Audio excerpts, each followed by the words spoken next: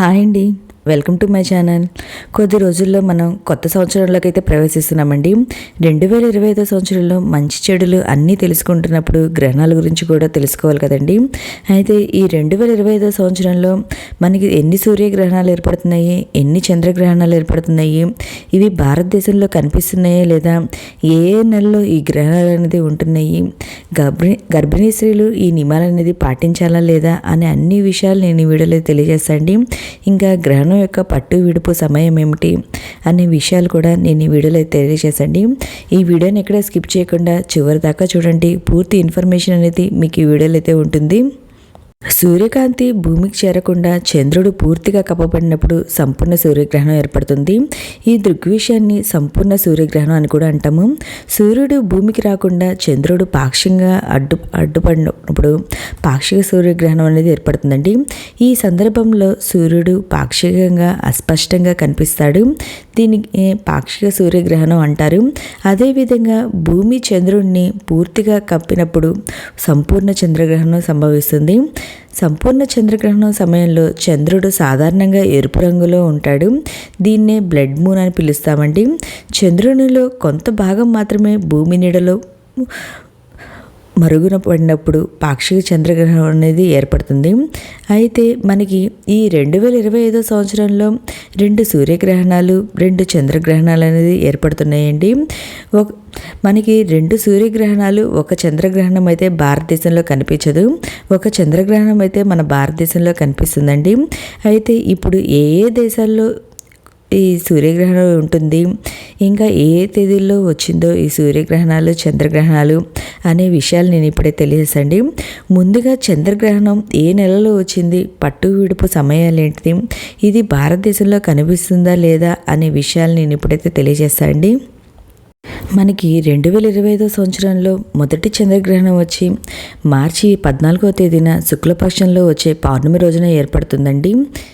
భారత కాలమానం ప్రకారం ఈ గ్రహణం అనేది ఉదయం 10:40 నుండి ప్రారంభమయ్యి మధ్యాహ్నం 2:18 వరకు ఈ గ్రహణం అయితే ఉంటుందండి.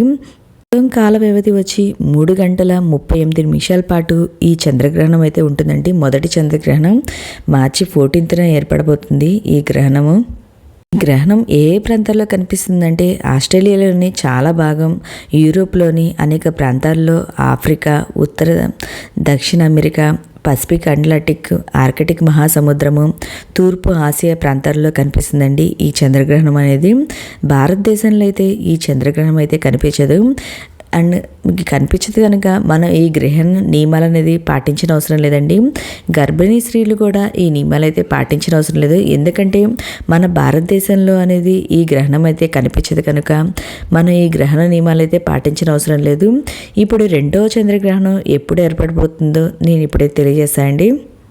ఈ 2వ చంద్రగ్రహణం వచ్చి 2025 సంవత్సరం సెప్టెంబర్ 7వ తేదీన భాద్రపద మాసంలో శుక్లపక్షంలో వచ్చే పౌర్ణమి రోజున ఏర్పడబోతుంది. ఈ గ్రహణం వచ్చి రాత్రి 9:57 ప్రారంభమై తర్వాత అర్ధరాత్రి 1:26 వరకు ఈ గ్రహణం అయితే ఉంటుందండి. ఆ టైంకి ముగిస్తుంది. ఈ గ్రహణం భారతదేశంతో సహా ఆసియా, ఆస్ట్రేలియా, యూరోప్, న్యూజిలాండ్, పశ్చిమ, ఉత్తర అమెరికా, ఆఫ్రికా, దక్షిణ అమెరికాలోని తూర్పు ప్రాంతాల్లో కనిపిస్తుందండి. అంటే ఈ గ్రహణం అనేది మన భారతదేశంలో కూడా ఉంటుందండి. భారతదేశంలో కనిపిస్తుంది కనుక ఈ గ్రహణ నియమాలు అనేది మనం పాటించాలండి. గర్భిణీ స్త్రీలు కూడా ఈ గ్రహణ నియమాలు అనేది పాటించాలి. ఈ గ్రహణం సూతకాలం ప్రారంభం వచ్చి సెప్టెంబర్ 7వ తేదీన మధ్యాహ్నం 12:55 నుండి మనకి ఈ సూతకాలం అనేది ప్రారంభమవుతుంది. అంటే ఈ టైం నుండే మన గ్రహణ నియమాలు అనేది పాటించాలండి. ఈ గ్రహణ సమయంలో గర్భిణీ స్త్రీలు ఎక్కడ బయటికి అనేది వెళ్ళకూడదని వెళ్ళకూడదు. దేవాలయాలు కూడా ఈ గ్రహణ సమయంలో మూసివేయడం అలాంటివి అయితే జరుగుతాయండి. మనం ఈ గ్రహణ నియమాలు ఏమేమి పాటించాలని నేను తర్వాత నెక్స్ట్ వీడియోలో అప్పుడు పోస్ట్ చేస్తానండి. ముందుగా ఈ గ్రహణాలు ఎప్పుడు వచ్చినాయి అనేది మీకు ముందుగా తెలియజేస్తున్నాను ఈ వీడియో ద్వారా. ఓకే అండి. చంద్రగ్రహణాల గురించి అయితే నేను ఇప్పుడు తెలియజేశాండి. ఇంకా సూర్యగ్రహణాలు ఈ 2025 సంవత్సరంలో ఎన్ని వచ్చినాయో, ఏ ఏ తేదీల్లో వచ్చినాయో నేను ఇప్పుడైతే తెలియజేస్తా అండి. ఏ నెలలో ఏ తేదీన వచ్చిందో నేను ఇప్పుడైతే తెలియజేస్తా అండి. మనకి 2025 సంవత్సరంలో 2 సూర్యగ్రహణాలు అనేది ఏర్పడుతుందండి. ఒకటి అయితే మార్చి 29వ తేదీన, మరొకటి సెప్టెంబర్ 21వ తేదీన. ఇలా 2 సూర్యగ్రహణాలు అయితే మనకి ఈ సంవత్సరం ఏర్పడిపోతున్నాయి.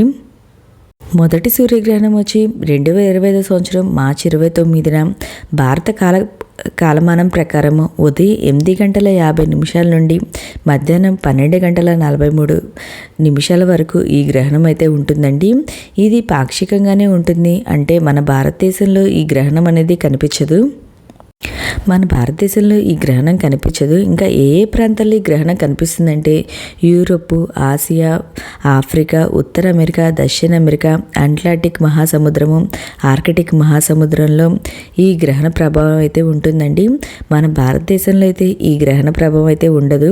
అంటే గ్రహణ నియమాలు అనేది పాటించిన అవసరం లేదు మనము. ఇంకా రెండో సూర్యగ్రహణం వచ్చి 2025 సంవత్సరం సెప్టెంబర్ 21వ తేదీన ఏర్పడబోతుందండి.